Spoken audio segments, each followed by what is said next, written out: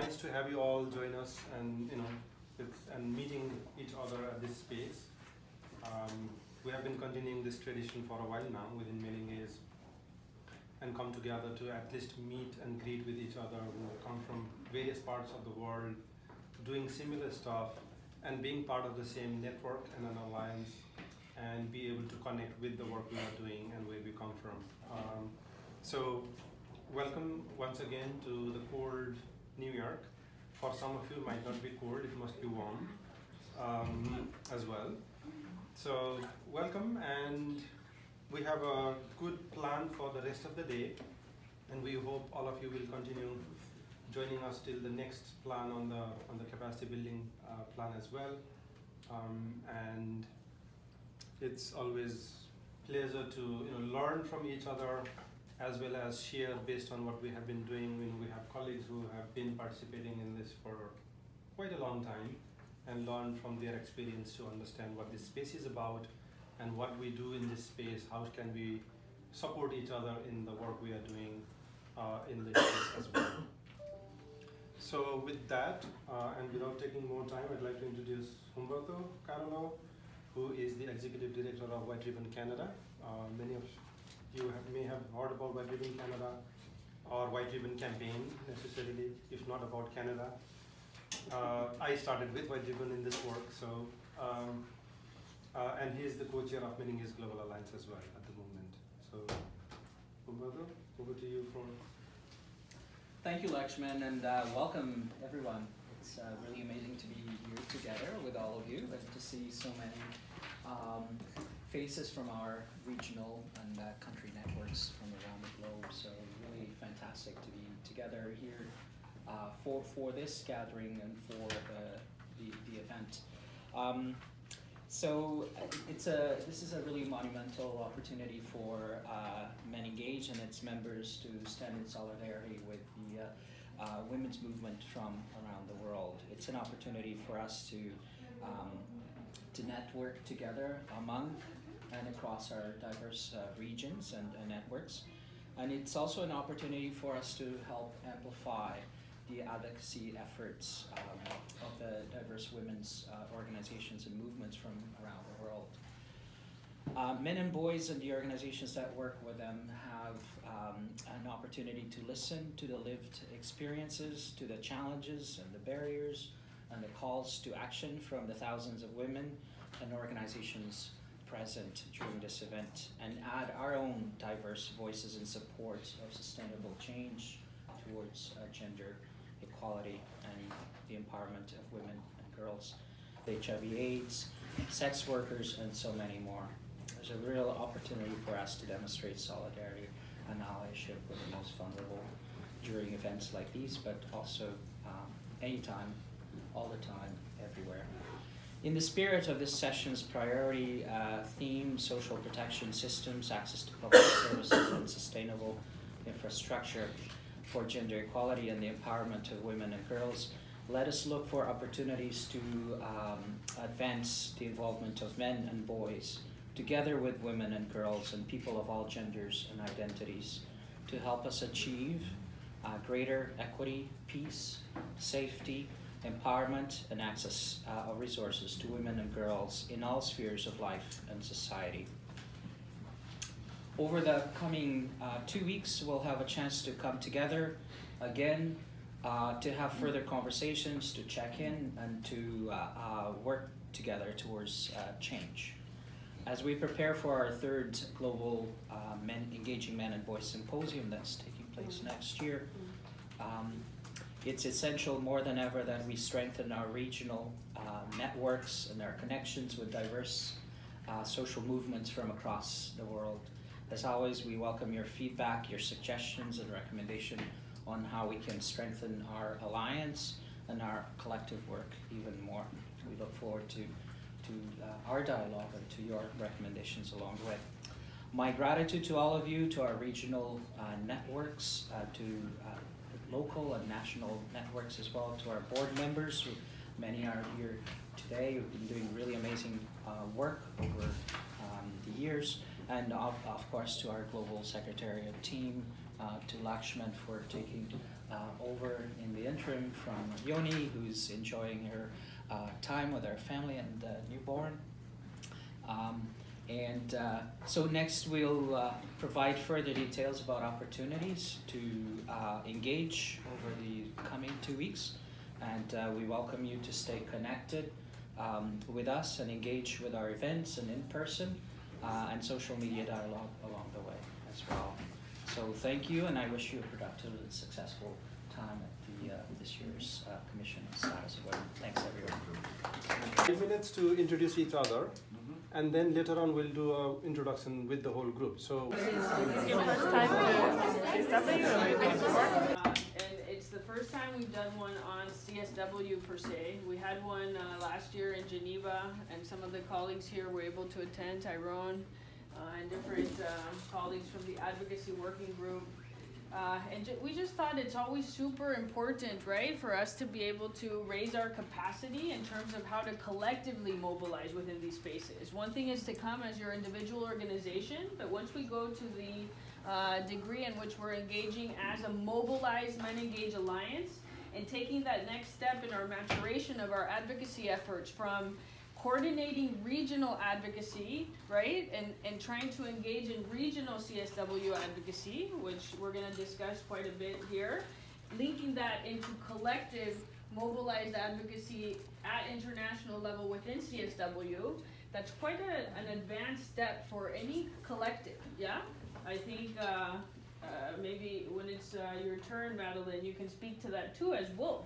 Any organization that's trying to link advocacy across many levels, it is quite a challenge. So as much as we can, continue to raise the capacity of all of us to understand how these processes work, how we can jointly engage in them as a collective at various levels, and what is our agenda when we actually engage, right? What are we promoting as a collective within these spaces? Which for us in particular, advancing men and masculinity's lens to the feminist politicized agenda, right? What does that mean for us when we're supporting sort of that feminist agenda and being good allies, meaningful allies, and contributing to it? So maybe, yeah, there's the format and what to expect. We have the uber luxury, I shall say, of having a fantastic list of speakers today. So we're really fortunate. We have first Madeleine, who will be speaking, then Bafana, Preston, and 2 speakers from the UN. So Madeleine will be speaking on a little bit from the perspective of the feminist sort of a feminist assessment of CSW as a space in which to advance a really political feminist agenda, no? Like, what is our assessment of CSW? Like, what do we see as opportunities and challenges?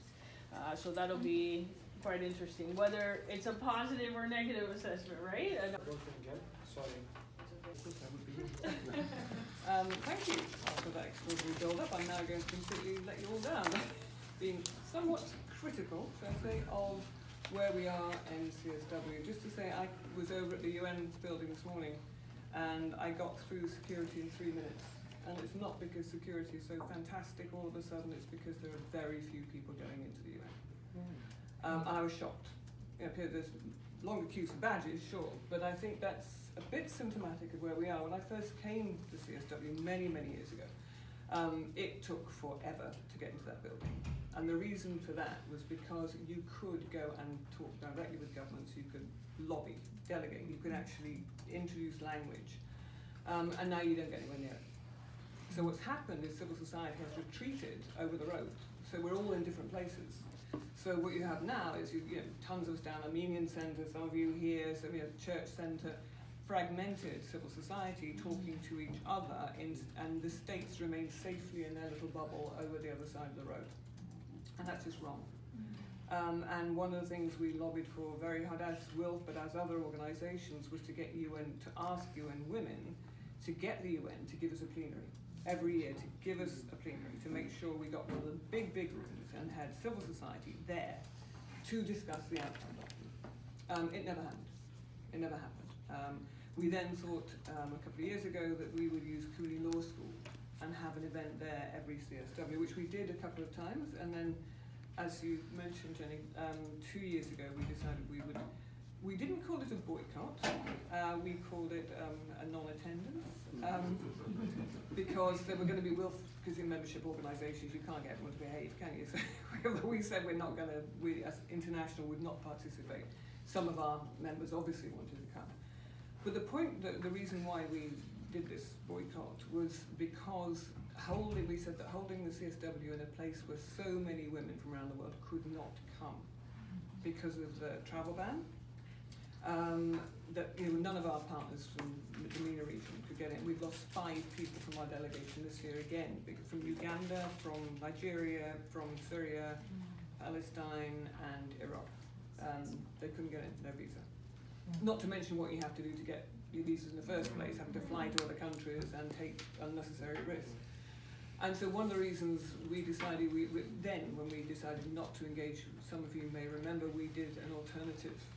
At Geneva, we brought 160 odd people from around the world to Geneva, and we had a massive room, and we sat there and basically did what should have been happening at the CSW, which was deconstruct beginning pre-conflict, during conflict, after conflict, from a gender perspective and from a women's rights perspective, and the title was Reclaiming the UN as a Peace Organisation. And we don't get that at CSW. We don't get, what's the bigger picture, and how is it that when we're engaging, what is it we're trying to engage to achieve? And it's great that we're doing SDGs and we're doing structural reform this time. It's very, very important, but where's it going to go? We're going to be here fighting over language if we're lucky to get access, and now it's, as I said, it's twice removed to get to the delegations to get the language that we want. But if we do get the language, how is that going to affect some of the biggest things we need to have happen? Gender equality, and I think without gender equality, we're never going to be able to successfully address things like climate change. I have existential crisis thinking, I'm coming to CSW to play around with bits of language. And in fact, the bigger picture is the fact that my daughter's children probably won't make it. And we're not having that conversation. So we've got to have that conversation. We've got to keep the advocacy at a level where we're seeing the bigger picture. So I think that's the major problem we have with the very structure of CSW and how it's been played out. It is very much an us and them, and keeping states safe away from us. We are fragmented because we're in too many different locations, and the way it's been done is that there are events juxtaposed against each other which are of the same nature, so it needs better organisation. We should say that to UN Women, so that they understand that thematics have to be done strategically so that we can actually work together. So that's when we have to come in and therefore be more intelligent how we organise. And I think that one of the things that happened very well was MenEngage, when we WILPF did our boycott, had empty seats where we would have been when you did events. And that was really important. Madeleine did the same. So that, where there should have been people, it's empty seats for people who couldn't come because of the ban, and us because we wouldn't come in solidarity with, our membership. So I think it's making political statements like that, which is important. And one thing I think we should all be looking at inter alia at this time is to say to the Secretary General, why are we continuing to have the CSW in New York if the US government will not comply with its agreement with the United Nations to secure the attendance of civil society? It's there in black and white, it's an agreement, it's a legally binding document, and nobody says a thing. And I think until we get that implemented, I can honestly say, I don't think we will be engaging next CSW. We're doing one last pitch to say, change it, make it real for real participation, otherwise there's not a great deal of point. That said, of course there's a point, and the point is this. It is about networking, it is about civil society working with each other across nations and everything else, I think. But I want to just flag a few things because I've been talking with various groupings since I got here. And I think every year there's a fault line, or new fault lines develop, which I think is very important that we, especially as MenEngage Alliance, are aware of before it happens so that we know what our position is. One is the trans issue. I have heard that there is likely, possibly, going to be a bit of a pushback from some feminists that they say that the trans women are taking over the women's rights agenda. And so we have to find ways of ameliorating that, so that we can actually see, well, no, that's not the issue. The other issue that again will impact for sure on MenEngage is doesn't belong in the CSW, but it's going to come up, and that is men's rights creeping into the women, peace and security agenda through the issue of sexual violence, which again, wrongly using a binary to put men and women in opposition to a hierarchy of harms, which is just obscene. And we have got to find ways of overcoming that, which of course we can, but the binary is there and can be jumped upon, and has been jumped upon, I think, in order to divide. So that's another one. And I think the third, so it's the trans issue. I think the accusations of hijacking the women's rights agenda by men to create men's space, we have to be aware of. And there was a third one which I have completely forgotten, that's jet lag. But it may come back to me. So I think it would be very helpful, I think, is if now, today, we can actually discuss and think through what are going to be the best ways of overcoming that, what is MenEngage's role, and I think it could be quite a substantial one in actually pulling disparate groups together to actually say we have to look at the bigger picture. We can't be divided amongst ourselves, because if we are divided amongst ourselves, then we achieve nothing. So it's how do we do that? And I think another big one is to show that by working with MenEngage, it's not about occupying a space which is for women. So the CSW is about women's rights.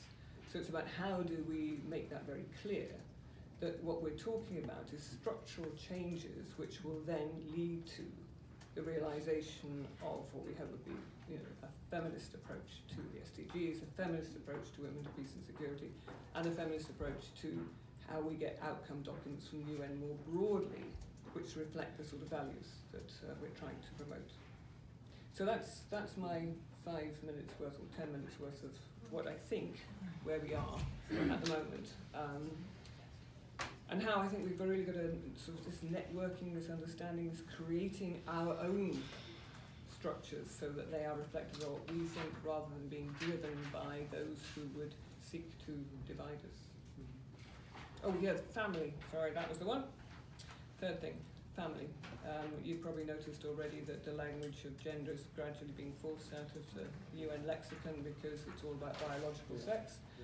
And in fact, sadly, we even have the Germans now pushing for resolutions which will have language, not bad to have language on mothers, of course not, but language on mothers of women as mothers of children born of rape in armed conflict. So we're back, so that in and of itself not bad, but when you put it into the agenda of there's no such thing as gender, and the desire by Russia, United States, China, all together, very happily talking about the family, and it's traditional family, it's not the sort of families that we would embrace, then we have a pushback. And that's also going to be very apparent, I think, over the road. So that was the third fault line, which I think we have to be very cognizant of. So if anybody's got any questions, I think.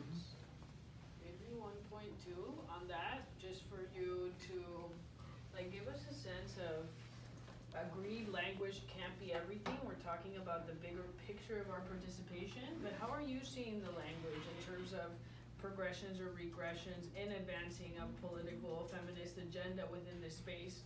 Maybe not just even CSW, like Geneva too, no? Are we seeing across the board regression, right? Seeing as we're going into the commemoration of Beijing plus 25, which could arguably be one of the most progressive documents we've had, and it was 25 years ago. Yeah. Where are we with that? And what do you see as the next step in us trying to push the boundaries on language so it can be progressive and feminist? Yeah, thanks, because that's very crucial. Something about Beijing was it's absolutely brilliant, and then nothing happened. And then 1325 happened, and nothing happened.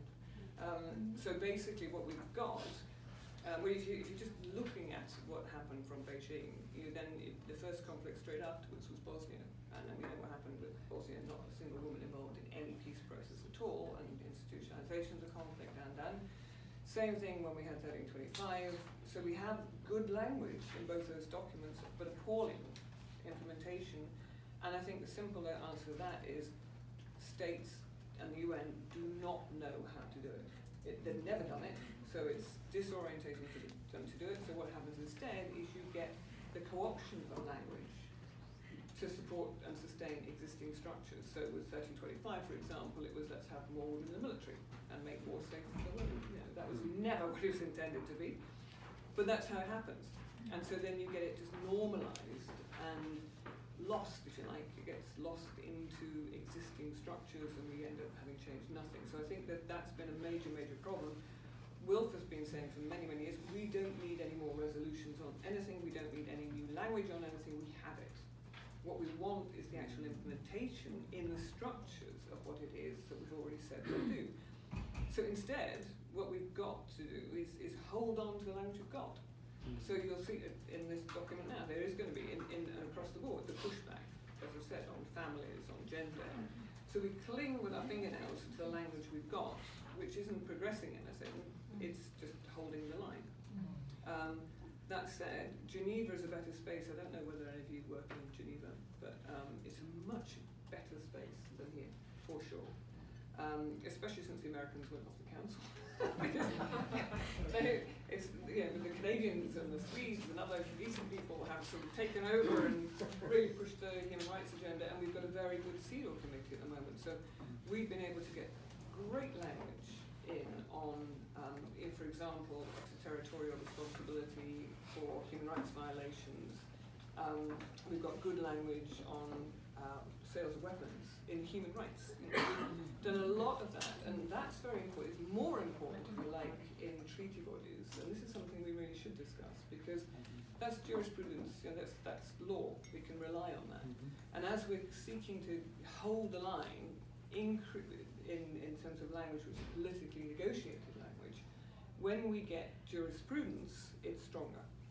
And we're ahead on that. We're doing really well, I think, between the various organizations on business and human rights, as I say, on weaponry, on getting women, peace and security agenda into the Human Rights Council. We've now got general recommendation on trafficking coming out from CEDAW, which I think is going to be really, really good, with special attention on military bases. You know, so things are happening there, which then theoretically should work its way into the General Assembly.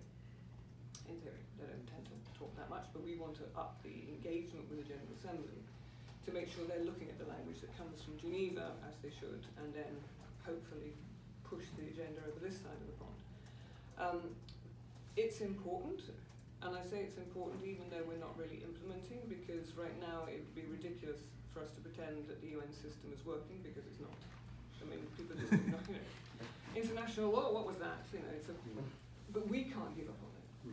Said she, having said we're probably going to work on CSW next year, but we can't give up on it. We've got to keep the language there. We've got to keep the system going, because it will come back. Eventually, you know, there will be, I hope, changes in the way that governments think, because they're going to realise that, you know, there has to be a multilateral system. So we need to keep doing it. And I think that's the simple answer, is we keep going, we keep pushing, but our biggest one has got to be for implementation. And, you know, being absolutely solid in the principles that we're trying to uphold, so that we don't resile from them at all. You know, there are certain, we have to have our red lines too. Does that answer, I think?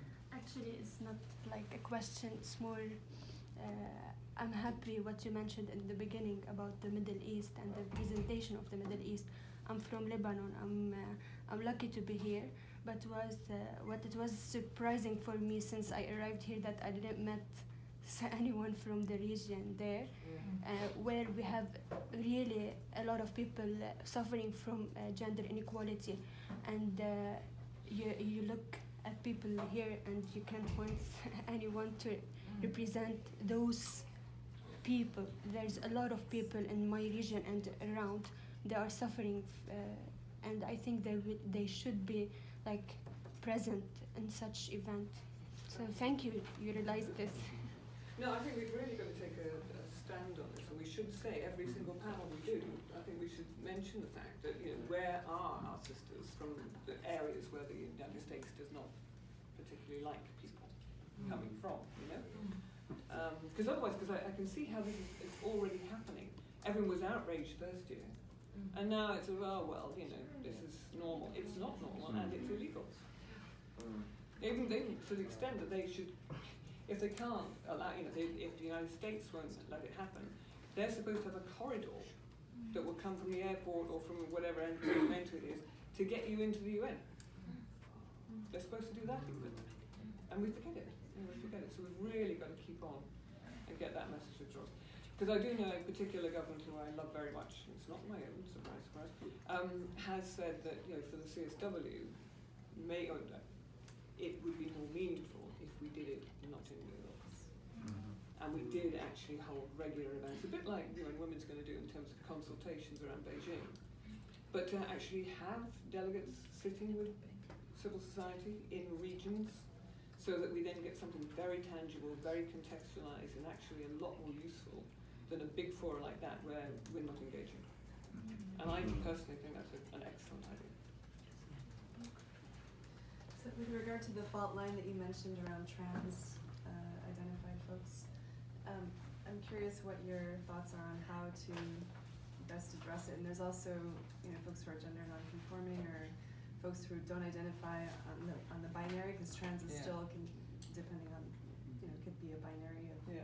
So I know, you know, even just with the project that I run called the Men's Story Project, people have told me that's enforcing the gender binary, and it's, you know, and I get that, but so I'm curious in terms of thinking about the world collaborating on documents, you know, how to address the existence of a very large number of people who are not necessarily being addressed, or are they? Yeah, well, no, you're right, and I think it's going to happen over time, and I'm personally, you know, really interested in looking at how evolutionary biology and neuroscience and now this fantastic new materialism explains it all and proves that the binary is a concept. It's not biologically driven.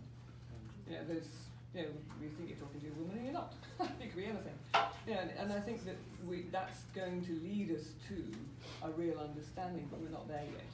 You know, to start talking about that in the context of what, you know. So we've got a lot of work to do, I think, in actually putting that information out there in a way which is understandable to ordinary people like me and you and, you know, people who are going to do the work. So we have to take that and make it our own, so that over time we will do what we do in other places, introduce the language which will gradually then become the foundation for change. That said, that's too long. Yeah, we're going to need 10 years for that. And we've now got these issues coming up all the time. So I think what you're saying is the binary argument is what divides us all the time, I mean, by definition. And what we've been saying, I think, at MenEngage as well for some time, is we have to reframe it. So we're not looking at it as men and women, so we have this and men and women responding to it, that actually we have patriarchy and structural inequalities which force most of us over on this line. Men, women, trans. And it's because, in fact, they've forced us into this binary which is unreal. And so what we have to do is again, back to our red lines, we don't go down that line. We don't go down the accepting the binary. We have to say that everybody has human rights. And it doesn't matter what your identity is, and that's fluid and that changes over time. But as a matter of law, it's protected. So as a matter of law, it's protected. So as a matter of understanding and application of law, we go along with that. And then we work out the actual social science explanation of it later and get it understood. But I think, you know, for me, it should be a no-brainer that we have to stand in solidarity with what we are. You know, because as much about me is about a trans person. You know, it's that, and we've got to show that, you know, we understand that and we'll stick with it. Because I think it's a big one. I know it's a big one for feminists. We've had issues with, you know, accepting and the worst thing is the acceptance of trans men by feminists has been flawed, not because I think of a prejudice against, but a fear of violence. It comes back to that. You know, in the British feminist movement, it's been about self-identified male to female, also identifying as female, not as queer or whatever, because they could go into female prisons. and the fear of violence against women by a man who still has all male genitalia was tangible, and didn't help by the fact that a guy did do that and raped 4 women. Yeah, and so so a lot of it was about protection of women, not so much bias or prejudice against, but a fear. So, and that's fair enough. You know, we have got to address that, and so it's an issue of male violence, or violence, I should say.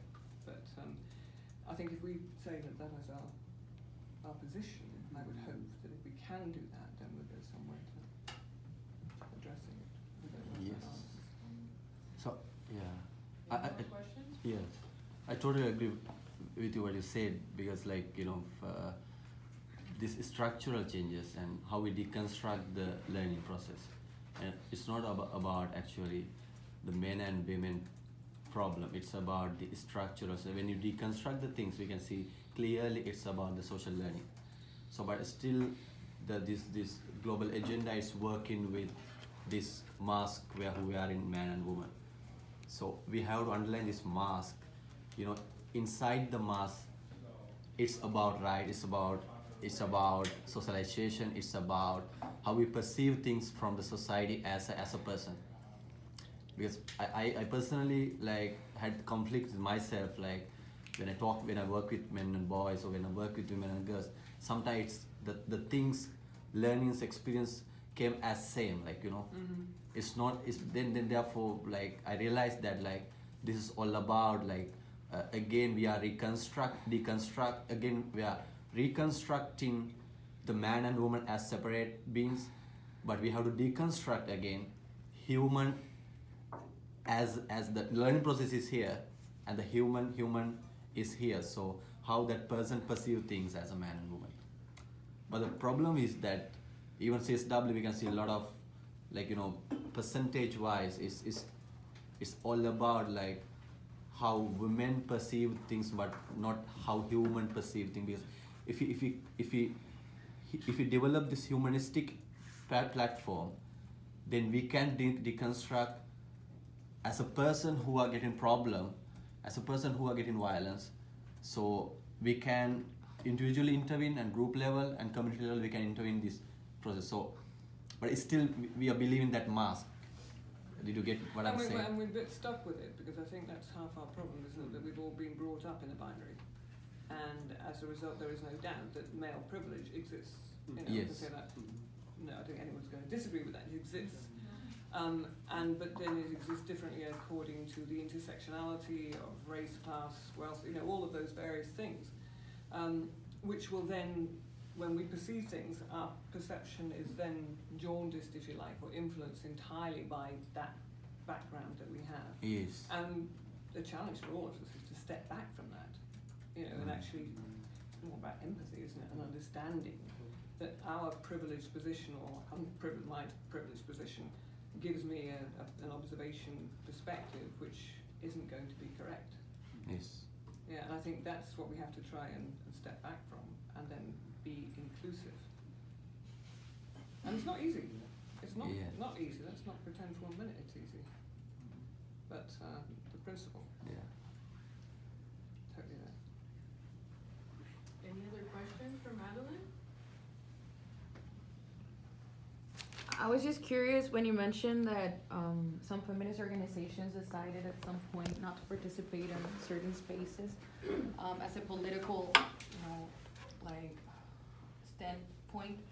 But I wanted to know, like, what are like the parameters or the criteria to decide we're not going to participate on this physical space, let's say, because I feel like back home in Nicaragua, like sometimes we have that, you know, like those like conversations, like where do we really want to participate or where not to, and we're always afraid of, well, maybe if we don't participate from that space and an official document is generated there, we didn't bring our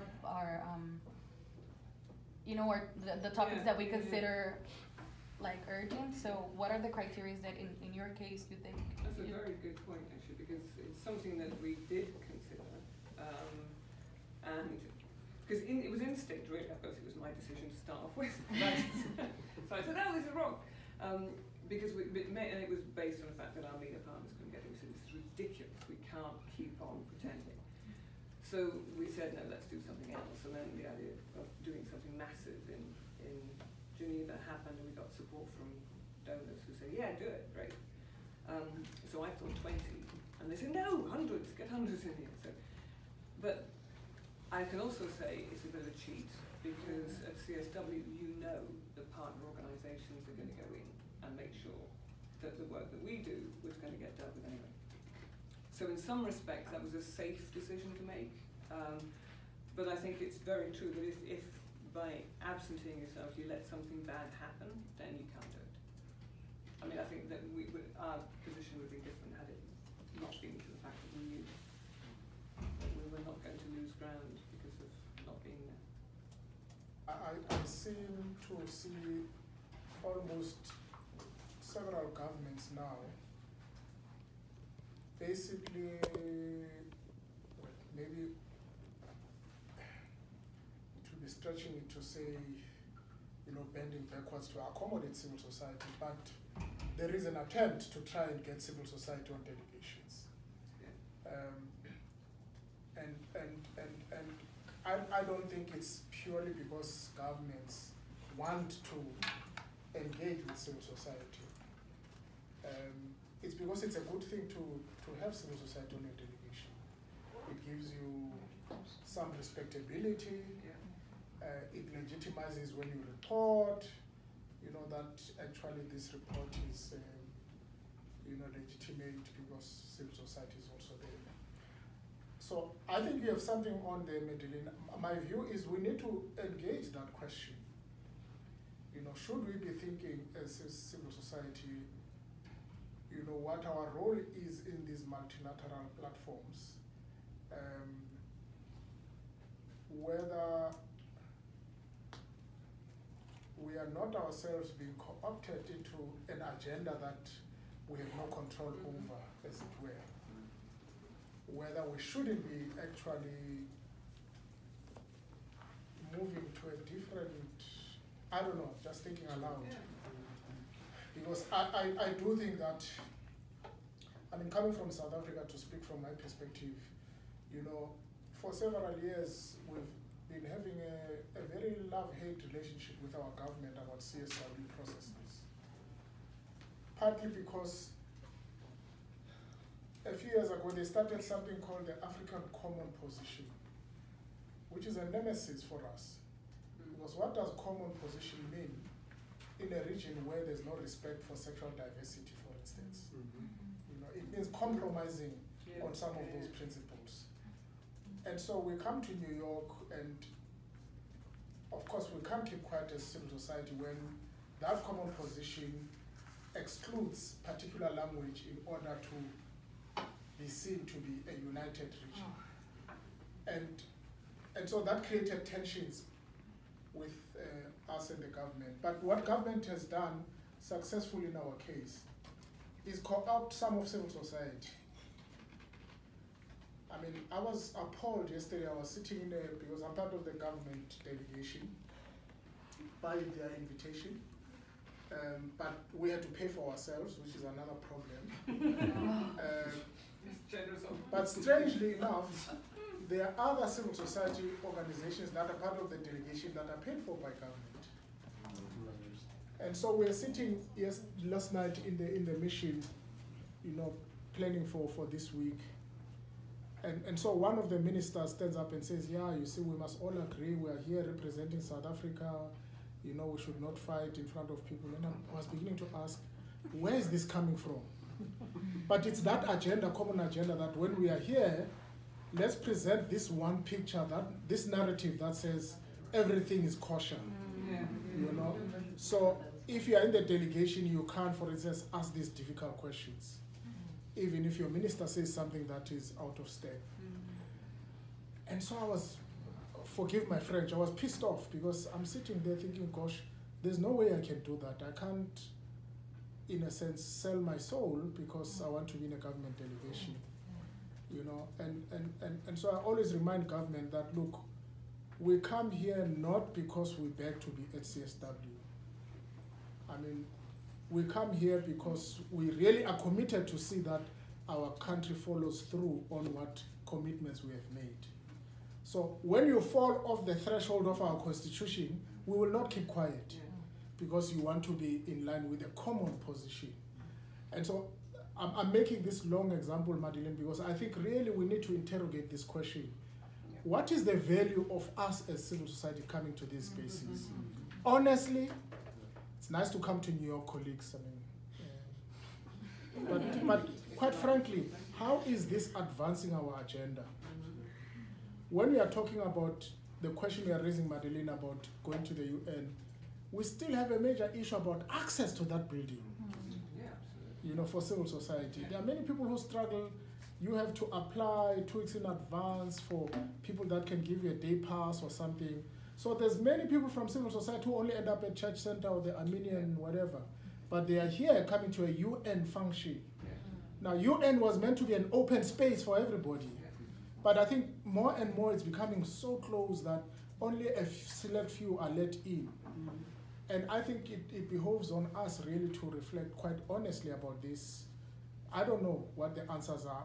I don't think I have the right answers, but I'm beginning to question myself what the value add is on this work. Possibly, you know, if we do come to this space, how do we ensure that that agenda is foregrounded? It's not compromised in any way.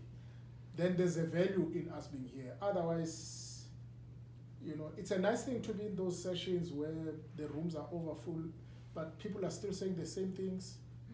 You know, you sit in that assembly, when the countries read the statements, you can swear they are talking about a country you don't know. You know, because the statements are all so nice about how countries are doing very well. But if you ask people who are from that country, even they themselves are wondering, this minister, which country is he talking about? You know? Now, why are we allowing that? You know? And now in that session, you are not allowed, for instance, to intervene and say no. You know? So, yeah, sorry for rambling for so long, but I think it's something worth thinking about.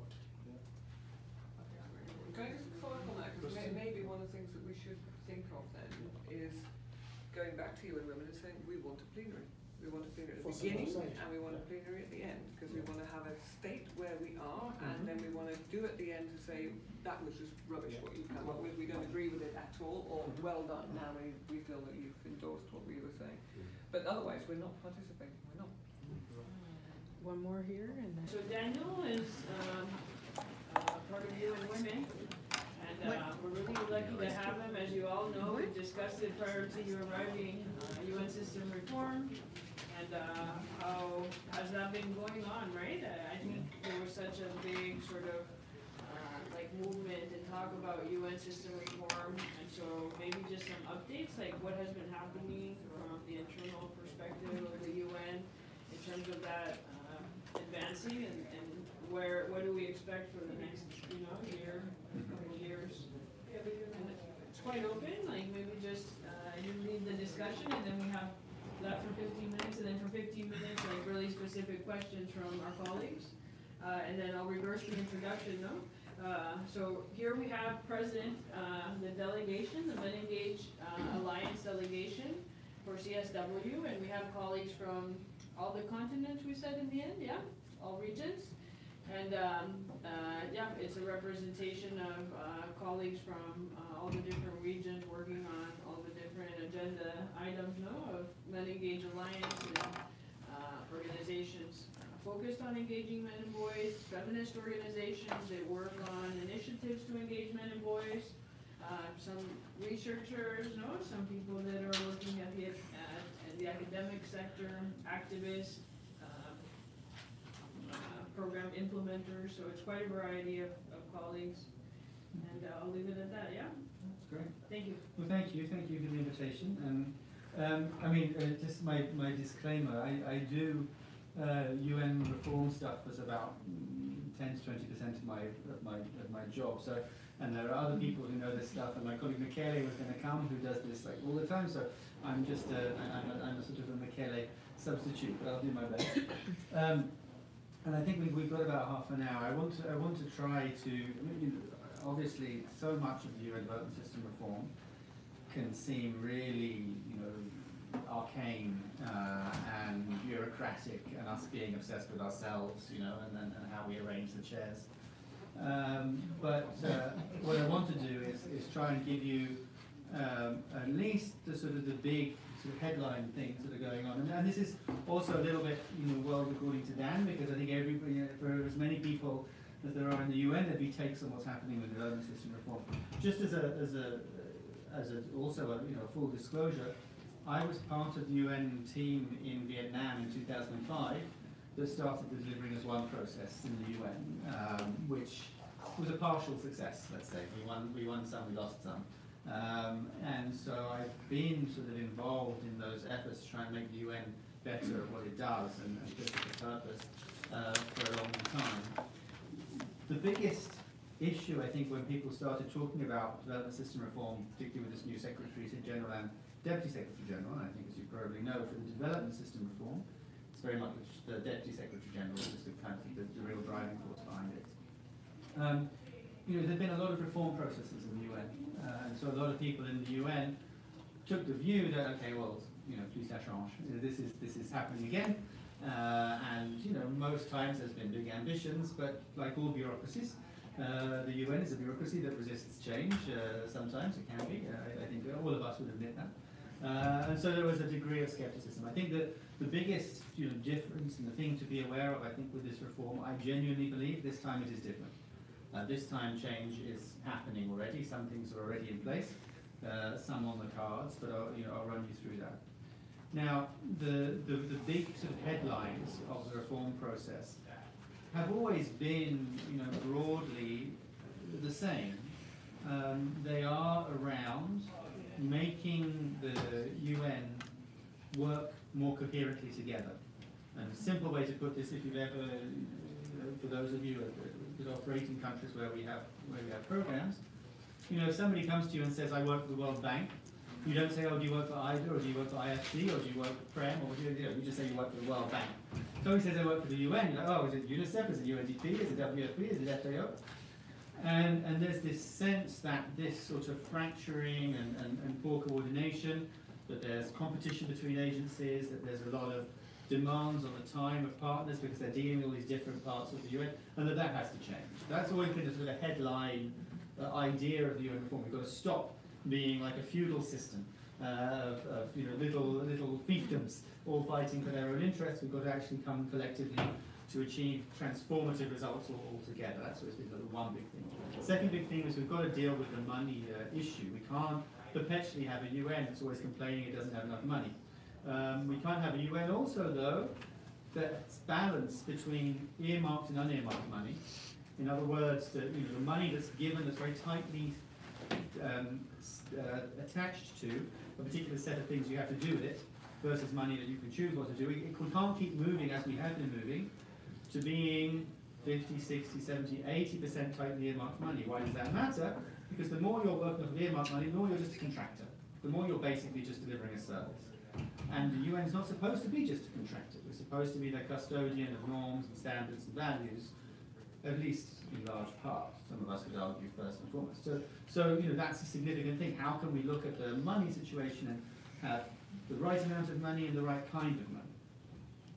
And thirdly, I think there's always been, and this maybe varies over time, but this idea that you know, the UN needs to be better at certain things that it's not so good at, particularly in 2019, with the 2030 agenda versus 30 years ago. And the really big one, I can tell you, that's at the heart of a lot of the discussions, well, two big ones. One is this idea of financing. In other words, not as understanding the way that money flows in a country situation and what that means in terms of outcomes for human beings. So that's questions around taxation, around foreign direct investment, around overseas development systems, all of these things. You know, how does all this money and the sort of the threads of it and the pathways that it's going and the ways it influences, how does that work? And the second thing probably is another big thing. This one really comes from Secretary General saying, you know, this is 2019. We have set ourselves up almost in the UN and in the international community as two separate systems, a development system and a humanitarian system.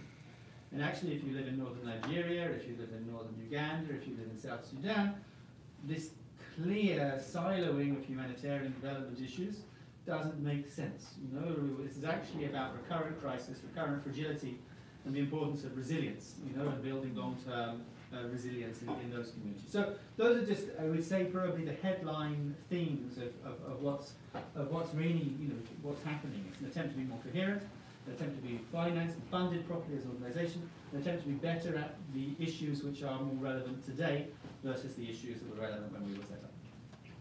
Now, in terms of what's been happening there, now let me get, you know, and I guess in a way, to me, those are the big picture, the key things.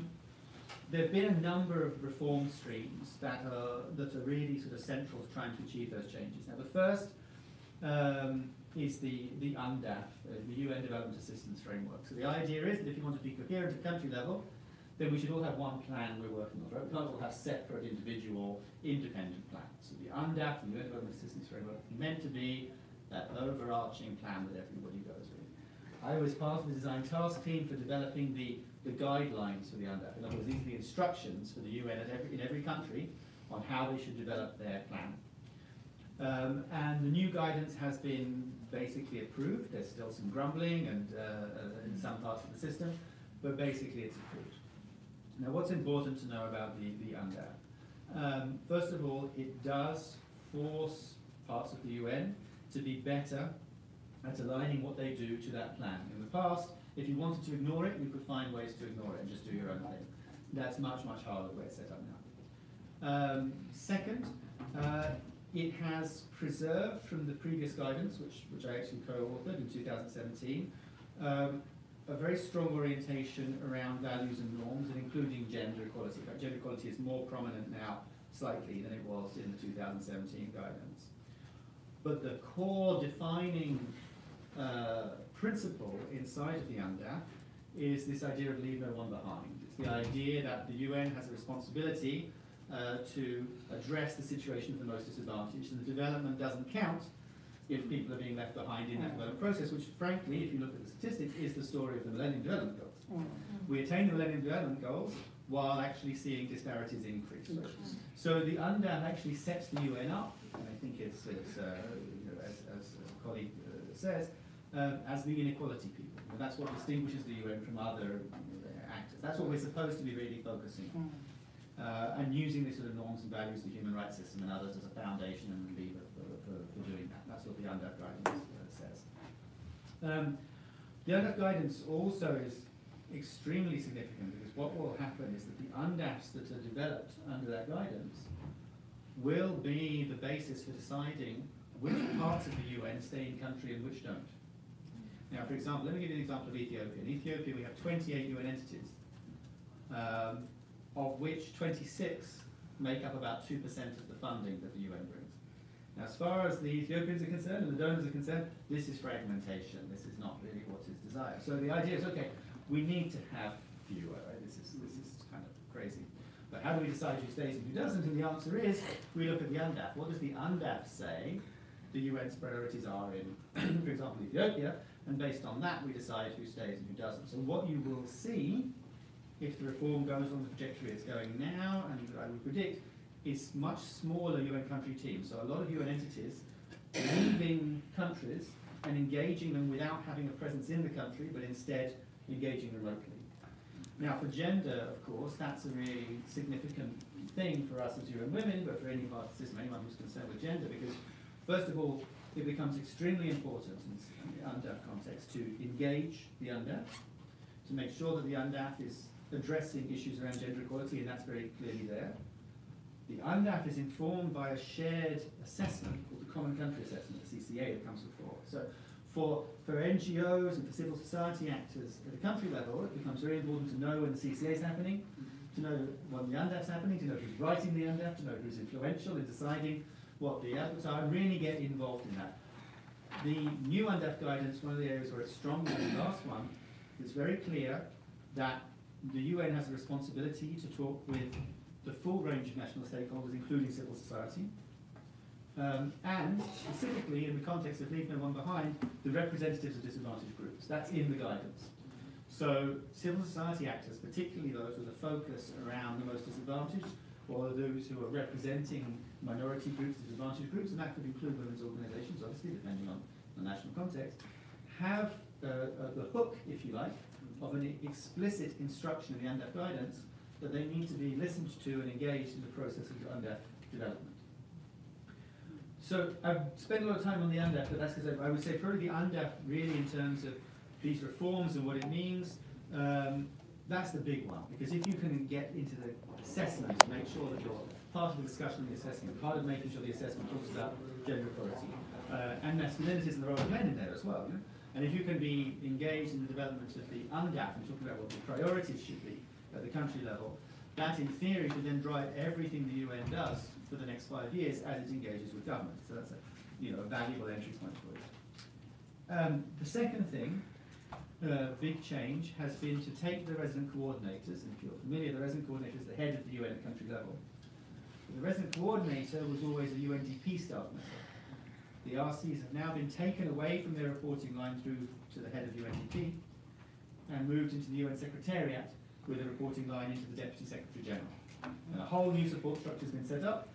It'll probably be bumpy for a couple of years. That's predictable, and that's what everybody anticipates. But ultimately, the resident coordinators will be more powerful, have more say over what everybody does, and be reporting in 2 steps to the Deputy Secretary General. And that makes the resident coordinator a much more central and important interlocutor for civil society at country level, and also key to the extent to which gender equality, from our point of view, will get reflected in the work of the UN. We need the RC on our side. And that's where I think we would also hope very much that civil society actors at country level would be engaging RCs in that regard. The RC system is now headed up by a new office. I mean, it's an evolution of a previous office. And that is called the Development Coordination Office, DCO, which is headed by Robert Piper in the Secretariat. And they have the overview of the whole resident coordinator systems, the whole leadership system for the development system on the ground. We have seconded a gender advisor into the Development Coordination Office. Her name is Florence Amini, and I think she's a good person for those actors who are interested in figuring out where those entry points are, what's going on, which are the conversations to be part of, and so on. Florence will be an important interlocutor, I think, between the gender constituency, if you like, and the development coordination. Third thing is the funding compact. And I said this issue, one of these threads around how we will make the funding and the financing work better. The funding compact is basically a deal whereby the UN says, we will report better, we'll be better at reporting our results, and the donors are supposed to say, okay, we'll give you more predictable, longer term, less earmarked funding.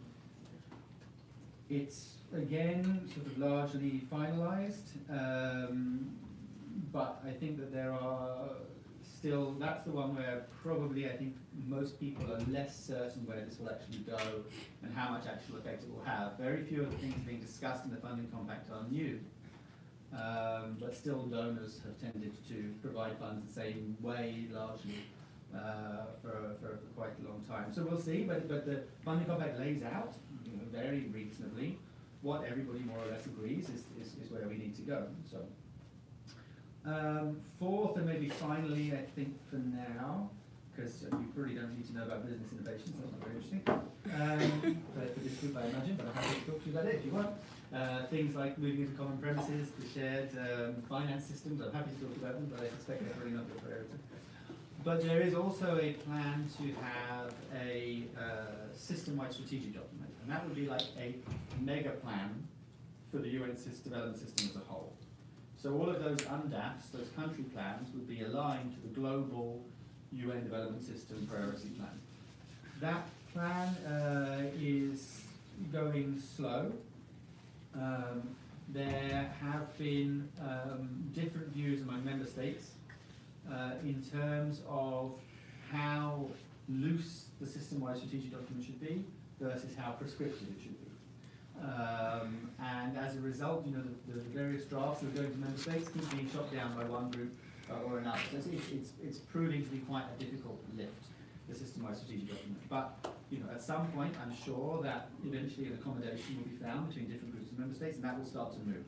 And again, that's another key entry point for those of us who are concerned with how gender equality is built into the reform development system. So there are a bunch of other things. They say there's stuff around common premises and so on, but I think those are probably the ones at least I would highlight for now as being both most significant in terms of the way the UN is changing, but also that for me as a gender advocate within the system, these have been the entry points that I've been prioritizing, women have been prioritizing to engage, trying to make sure that this is a very gender responsive development system reform. So we stop there. Was that my 15 minutes? Great. Right on the minute. Excellent. That's a good guess. Yeah, no, thank you. I'm sure our colleagues have quite a few questions. I'll open it up.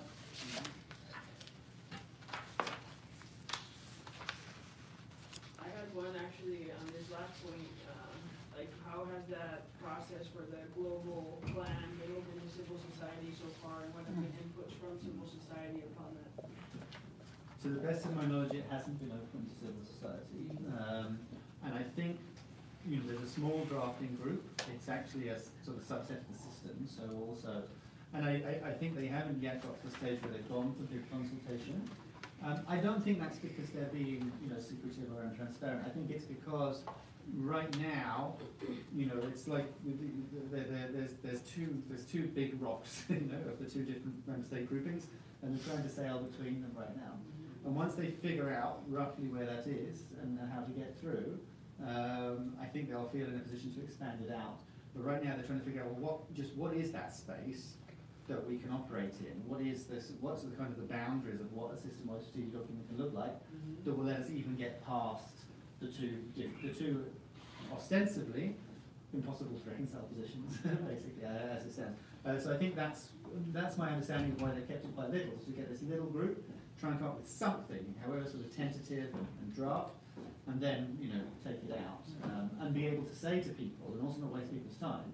So to be able to say, look, this is what we've got. We'd like your inputs, but be aware these are the constraints we're operating in from member states.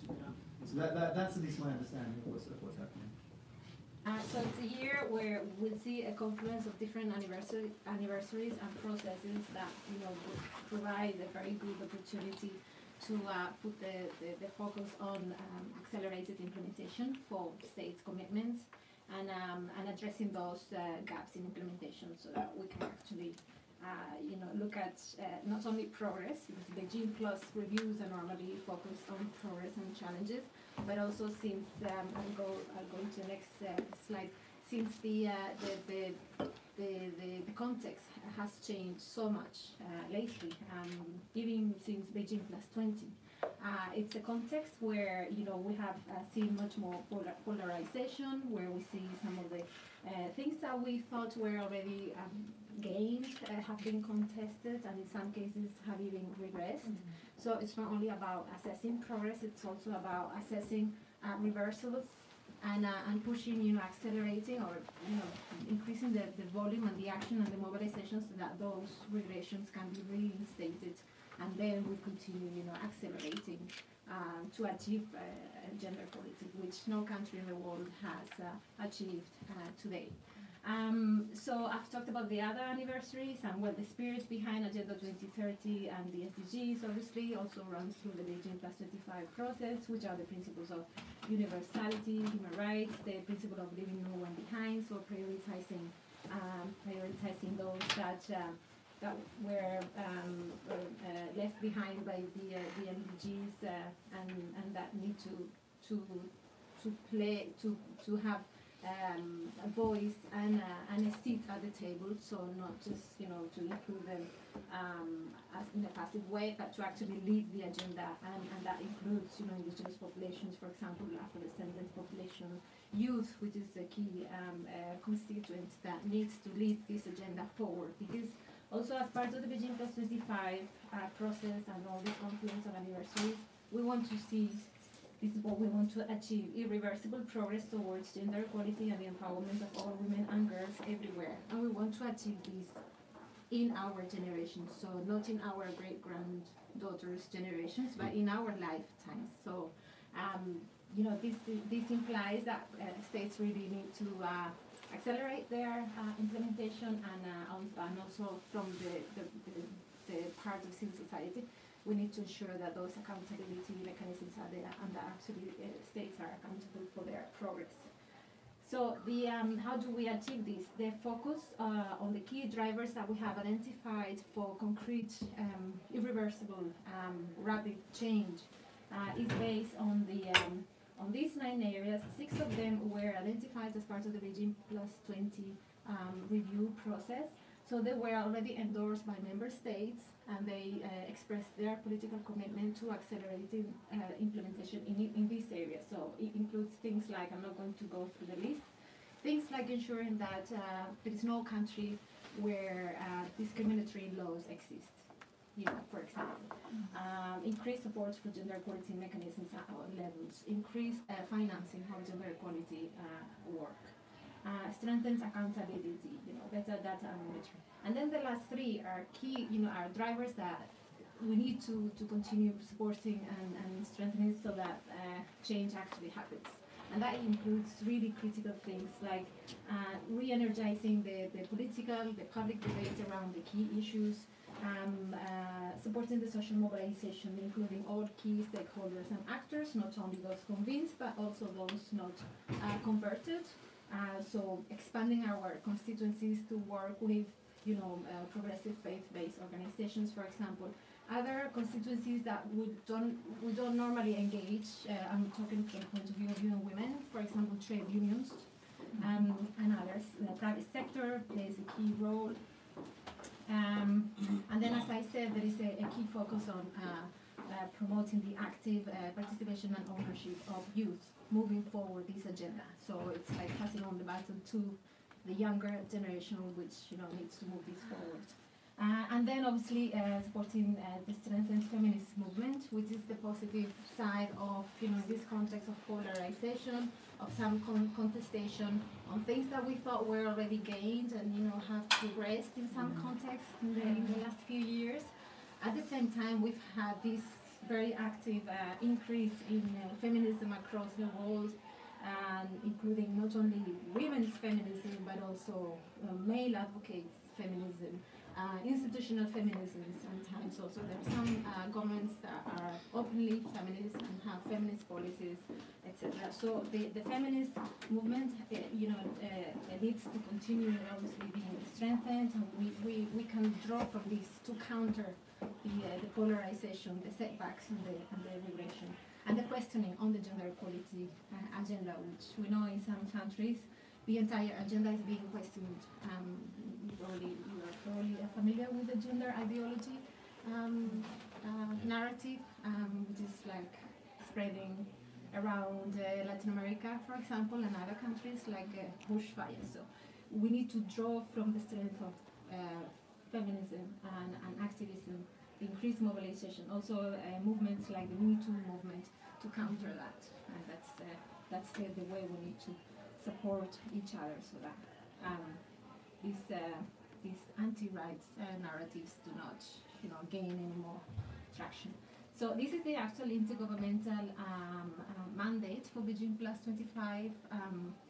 So the actual review will take place next year during CSW64 in March 2020, and the CSW is asked to conduct the actual review and appraisal of implementation of the Beijing Platform for Action, the 12 critical areas of concern, which have been this year for Beijing +25, they have been divided under like SDG kind of headings. So because we have to interlink the 2 processes. So there are actually like 6. If you take the guidance note that was produced for the national reports for Beijing +25, there are like 6 concrete areas, and the 12 critical areas of concern of Beijing have been included under those 6 areas. So the purpose of the review is to assess progress and challenges that affect the implementation, and this obviously is in order to identify concrete urgent measures, actions that need to be implemented. So so that states actually achieve, we all achieve gender equality. Well, as I said, you have the interlinkages there with Agenda 2030 also, because 2020 is also the 5th anniversary of the SDGs, so there will be a lot of reviews going on. So we just have to it makes sense to interlink everything. And also in some countries there are CSW processes going on, so obviously they also complement each other. And in a lot of countries, they go together. So if they're holding consultations with stakeholders for CSW, for example, for a CSW shadow report, they obviously take the opportunity to actually do this, with the same exercise to contribute to the G+25 national review. So states will undertake their, states lead on their national reports based on those guidelines, which were already shared with them. They are in the website. If you look in the website of CSW64, you can see the guidance note and the 6 areas I was talking about and how they organize the 12 critical areas of concern of Beijing. And governments are asked to collaborate with all key stakeholders. So we encourage them to apply an all of government, even all of state, and all of society approach. So to be really inclusive, so that they are not just government-led reports, or reports written by a consultant sitting on a desk. So that they actually convene dialogues with key stakeholders on the key issues and assess, have they progressed, have they regressed in the different areas, and come up with almost like an action plan of things that need to be accelerated, needs that have maybe improved, etc. After the national level review, there will be regional reviews in the 5 regions. And these will be undertaken by the regional economic commissions. There will be 5 across the world. Women will support all of them at the regional level. Also at the national level, Women and also obviously other UN agencies, also the UN country teams are supporting the national level reviews. At the regional level, the key role is played by the economic commissions together with UN Women. And we are supporting very strongly consultations at the regional level, because in some national reviews, we kind of guarantee that governments will involve all key stakeholders in order to prepare their reports. Some might not, invite a representative, representatives that are representative of the diversity of their own country. So. And in some of them, they might not even hold civil society dialogues at all. So we know that happens. And so the regional review processes and the regional consultations are another key opportunity where civil society can play a critical role, because they can identify those gaps if they were not identified already at the national level. And also they help identify trends and tendencies at the regional level, and that feeds onto the global level. So the regional reviews will produce regional reports. Those will feed on to the CSW64. UN Women will produce a global report, which is like a synthesis report based on the regional reports and the national reports. And so after CSW64, this is still like the intergovernmental process. There will be no agreed conclusions like this, normally in CSW. There will be a political declaration that will have to be negotiated, and this will feed on to the General Assembly session in September 2020. They will hold a one-day high-level meeting to celebrate the actual anniversary of the adoption of the Beijing Declaration and the 4th World Conference on Women, and this will come in the manner of a summary of the chair. There are more details I could share there. This is an illustration of how, you see the different building blocks from the national reviews to the regional reviews to the global reviews, and obviously the key actors, civil society, other actors, UN system, and then, obviously for all of this we need to mobilize resources, especially for the mobilization of society. So this is like more details in the national reviews. Do I have more time? Or? Do you want to just Yeah, maybe go if we through- you could forward this to Yeah. us, and I think, Yeah, sure. maybe if we go more into Yeah, the I'll, practical. let me see. Yeah, well, in the national review in your countries, in the countries where you work, I mean, the advice will obviously be to find out what your country government is doing, to see if they are engaging civil society, who they are engaging, if it is representative of the diversity, and if not, you know, to try and be involved somehow, to find out also which UN entities are supporting this process. At the regional level, as I said, these regional reviews will happen in the last quarter of this year, most of them, and then one will take place in February, the one in Arab states.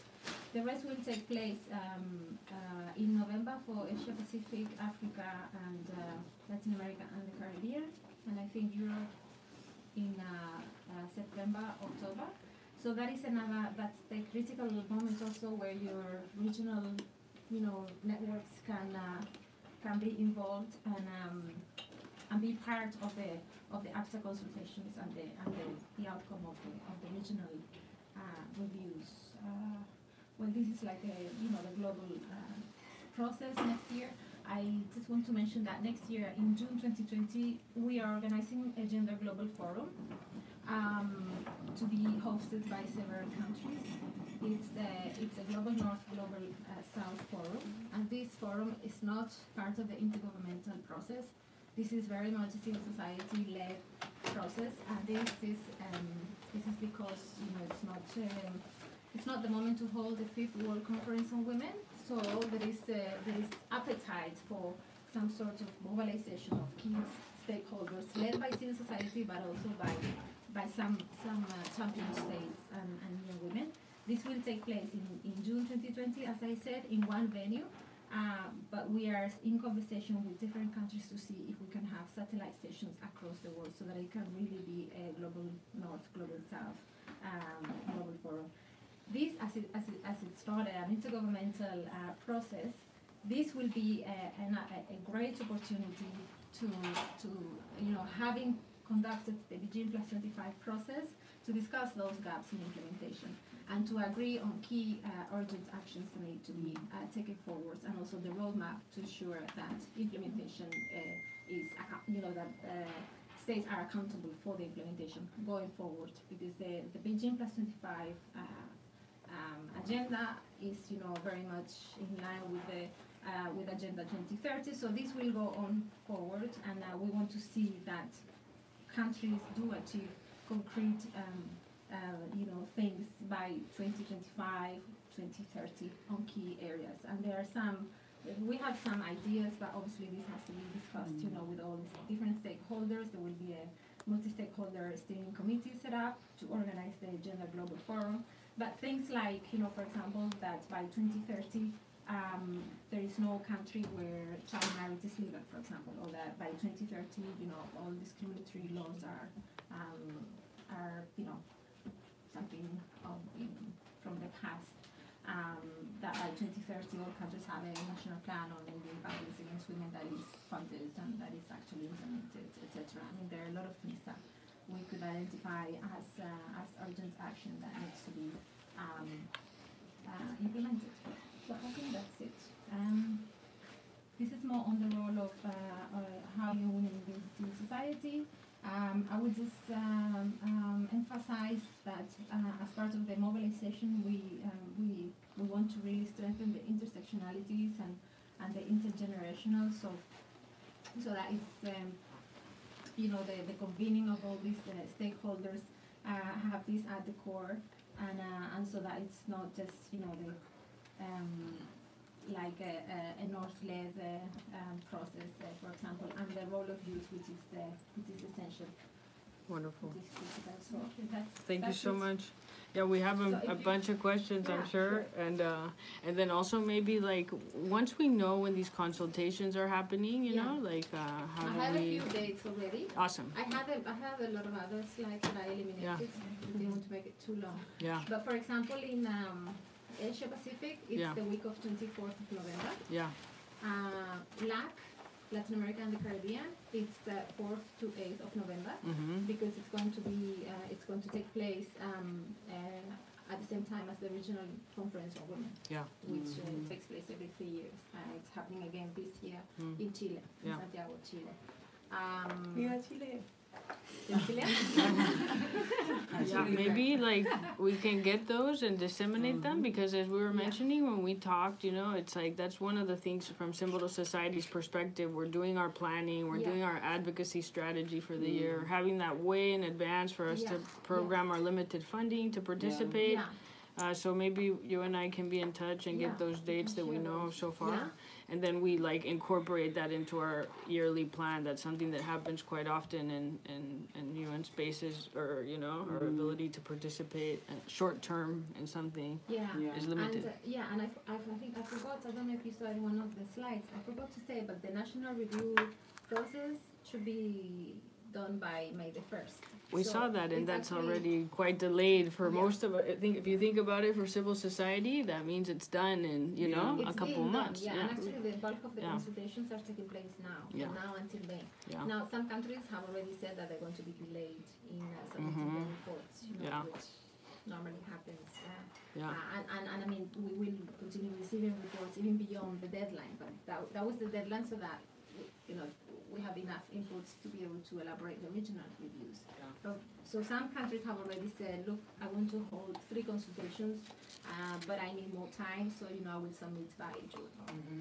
So, but they are happening right now, and actually the bulk of them are happening from now until May. Very few, I actually don't know of any country that has already finalized the national report.